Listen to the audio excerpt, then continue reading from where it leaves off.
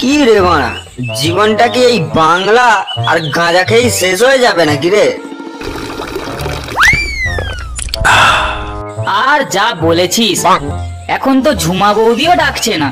ও সে গো মারানি, এখন যা না যা, ঝুমা বৌদির বর আরাধন বাড়িতে আছে, তোর সেটা ভেঙে বাড়ি পাঠিয়ে দেবে।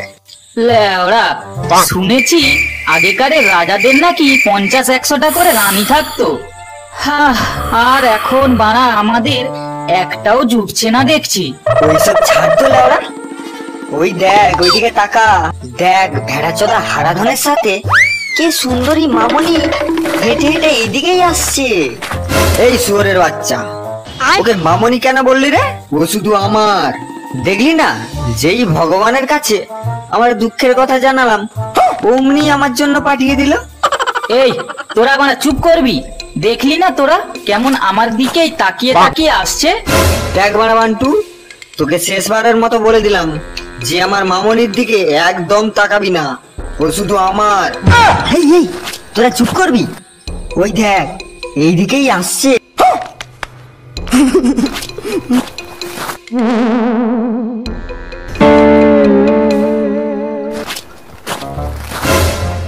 এই শুয়োরের বাচ্চাগুলোকে দেখ না, আমার শালির দিকে কেমন ড্যাব ড্যাব করে তাকিয়ে আছে, যেন বানা রসে ভরা মৌচাক দেখে নিয়েছে। আহা জামাই বাবু, তুমি ওদেরকে এমন ভাবে বকছো কেন? দেখে তো ওদের নিরীহ বলেই মনে হচ্ছে। মৌচাকের ঢিল মারা তো দূরের কথা, এটা মধু খেতে পারবে নাকি তার সন্দেহ।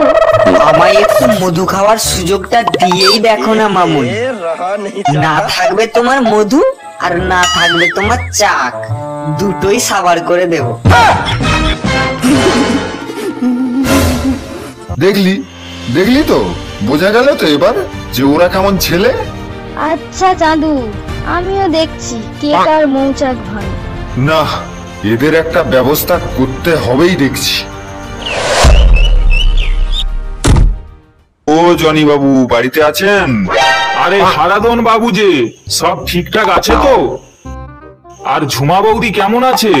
ভালো আর থাকতে দিচ্ছে কই, তোমার ওই ছাত্র দুটো শান্তির ছেলে আর ওই কেওড়ার নাতি, ওদেরকে একটু ভালো শিক্ষা দীক্ষা দিন, নইলে যে বউকে আর শালিকে ছেড়ে কোথাও যাওয়ার জো থাকবে না।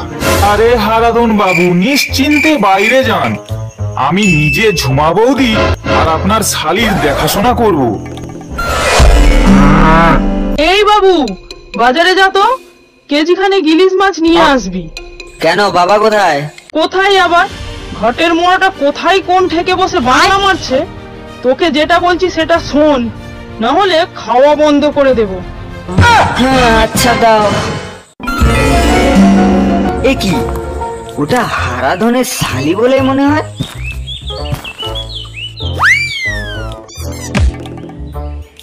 এ কি, তুমি কোথায় যাচ্ছ? কোথায় আর, তোমারই তো দেখা পাওয়ার আশায় এইদিকে একটু এসেছিলাম। ও মা, তাই নাকি? হ্যাঁ গো, তোমাকেই তো প্রথমবারের দেখাতেই তোমার ওই পটল চেরা চোখ আর ছাগলের মতো দাঁড়ি দেখে পুরো প্রেমে পড়ে গিয়েছিলাম।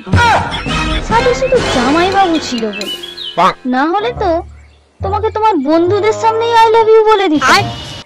শোনো না, আমার জিজু আজ বাড়িতে থাকবে না, রাত্রিরে শুধু আমি আর দিদি থাকবো। তা তুমি চাইলেই আসতে পারো, কিন্তু একটা অসুবিধা রয়েছে। কি অসুবিধা মামনি? আমার জানো তো লাল লিপস্টিকটা শেষ হয়ে গেছে, এখন কেনার মতো টাকাও নেই।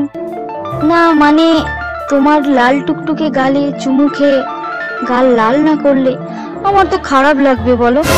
এ কি গো, শুধু তোমার না গো, আমারও খারাপ লাগবে। না না, এই নাও 500 টাকা, তুমি রাত্রে লিপস্টিক পরে রেডি থেকো, কিন্তু আমি ঠিক সময় চলে যাব। উফ, আজকে সেই সেটা ভাঙা খেলা হবে। দেখ বাড়া, তোদেরকে বাংলা খাওয়াচ্ছি মানে এই নয় যে ফ্রকটিসে খাওয়াচ্ছি। বাংলা খাওয়ার পর ওই হারাধনের শালিকে কিভাবে তুলবো যদি না আইডিয়া দিতে পারিস, তো দেখবি কেমন তোদের পোঁদ মেরে ছেড়ে দিই। আরে ওটা হারাধনের শালি বলেই মনে হচ্ছে।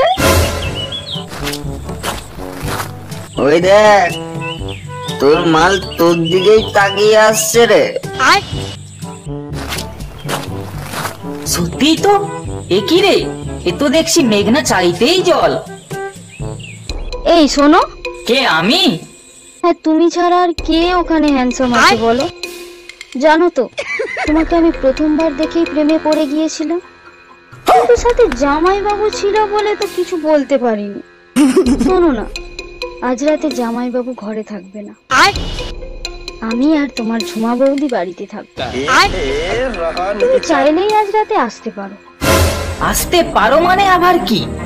তুমি এত করে ডাকছো আর আমি যাব না, তা কখনো হয়?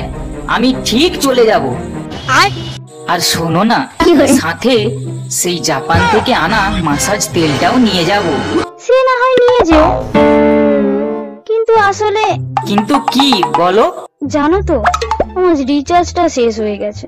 ও এই ব্যাপার, থাক আর বলতে হবে না। এই নাও, এতে 2000 টাকা আছে, রিচার্জ করে নিও আর কটা বেলুন কিনেও রেখে দিও। আন্টু, তুমি আমার আসল প্রেমিক। পচা বলে নাকি ওর মাল? এবার দেখ কার মাল কে খায়।